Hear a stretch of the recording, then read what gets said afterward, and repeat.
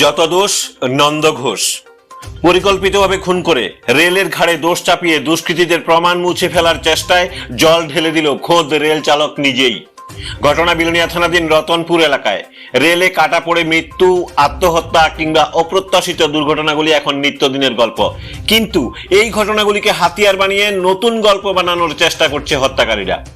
খুন করে বাঁচার বিকল্প রাস্তা হিসেবে হত্যাকারীরা বেছে নিয়েছে একমাত্র রেল লাইনকেই।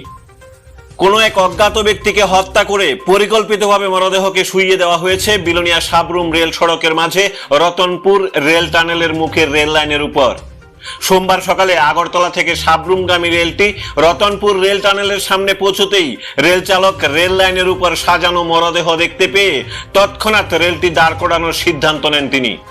ফলে কাটা পড়ে পুনরায় মৃত্যু হলো না সাজানো মরদেহটির। এতে করে হত্যাকারীরা চক্রান্তমূলকভাবে সফল হতে পারল না কিছুতেই।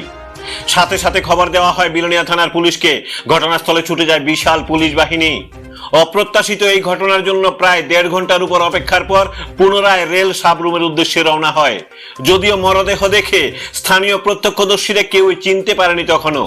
ধারণা একটাই, পরিকল্পিতভাবে খুন করে প্রমাণ মুছে ফেলার জন্য এই অজ্ঞাত ব্যক্তিকে রেল লাইনের উপর শুইয়ে দেওয়া হয়েছে।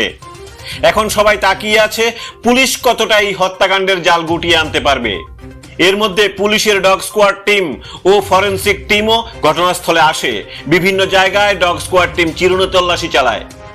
তবে শিবপুর রেল টানেল থেকে শিবপুর বাজার পর্যন্ত মরদেহের রক্তের ছাপ পুলিশের তদন্তকে কতটুকু এগিয়ে নিয়ে যেতে সাহায্য করবে এখন সেটাই দেখার।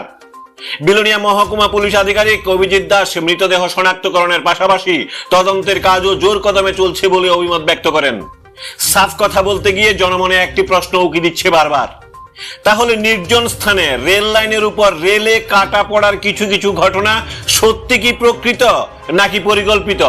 দেখার জন্য চোখ রাখুন সাফ কথার পর্দায়।